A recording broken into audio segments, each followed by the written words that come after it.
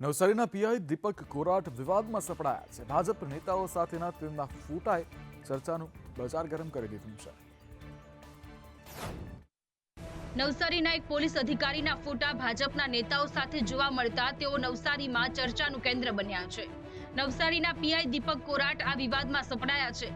વિવાદ એ થયું કે ભાજપના સાંસદ પરસોત્તમ રૂપાલાએ કેટલાક ફોટો સોશિયલ મીડિયામાં પોસ્ટ કર્યા, જેમાં આ પીઆઈ દીપક કોરાટ પણ જોવા મળી રહ્યા છે।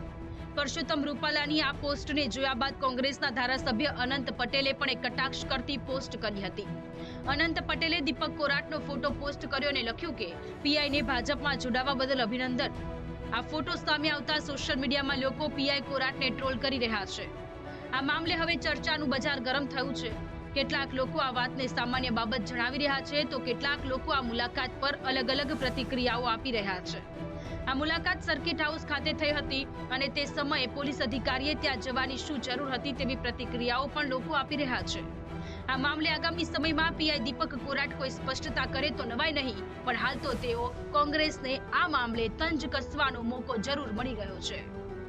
કપડવંજ તાલુકા પંચાયતમાં ઉલટી ગંગા વહી છે। અહીં તાલુકા પંચાયતમાં બહુમતી તો ભાજપને મળી, પણ પંચાયતના પ્રમુખ કોંગ્રેસના બનશે। સ્થાનિક સ્વરાજ્યની ચૂંટણીમાં 3 તાલુકા પંચાયતોની પણ ચૂંટણી યોજાઈ હતી, જેમાં કપડવંજ તાલુકા પંચાયતમાં ભાજપને સત્તા મેળવવા માટેની બહુમતી મળી છે, પણ અહીંયા ઉલટી ગંગા વહેતી જોવા મળી રહી છે। બહુમતી ભલે અહીં ભાજપને મળી હોય, પરંતુ અહીં પંચાયતના પ્રમુખ કોંગ્રેસના બનશે। કપડવંજ તાલુકા પંચાયતની ચૂંટણીમાં ભાજપને સ્પષ્ટ બહુમતી મળી છે, પરંતુ પ્રમુખ પદ માટેની બેઠક અનુસૂચિત મહિલા માટે અનામત છે અને તેલનાર બેઠકમાં કોંગ્રેસના જશીબેન વણકર ચૂંટાયા છે।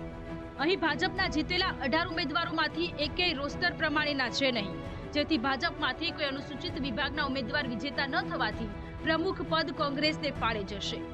ઉલ્લેખનીય છે કે રોસ્ટર હવે બદલાવવું લગભગ શક્ય નથી। બને તો પ્રમુખ તરીકે કોંગ્રેસના મહિલા ઉમેદવાર જશીબેન વણકર પ્રમુખ બને તેવી પ્રબળ શક્યતા છે। કપડવંજ તાલુકામાં હાલ 18 સભ્યો સાથે ભાજપ બહુમતીમાં છે। કોંગ્રેસ 6 બેઠકો અને 2 અપક્ષો હોવા છતાં ભાજપ પ્રમુખ પદ મેળવવામાંથી દૂર રહે તેવી સ્થિતિ સર્જાઈ છે। રાજ્યમાં બેવડી ઋતુની અસર યથાવત રહેશે। ક્યાંક ગરમી અનુભવાશે તો કેટલાક ભાગોમાં વાદળછાયું વાતાવરણ રહેશે। રાજ્યમાં વેસ્ટર્ન ડિસ્ટર્બન્સને કારણે બેવડી ઋતુની અસર અનુભવાશે। રાજ્યના હવામાન વિભાગનું અનુમાન છે કે આગામી 2 દિવસ ગુજરાતવાસીઓએ ગરમીથી શેકાવવું પડશે, તો કેટલાક ભાગોમાં વાદળછાયું વાતાવરણ રહેશે। બપોરે મહત્તમ તાપમાન 35 થી 36 ડિગ્રી રહી શકે।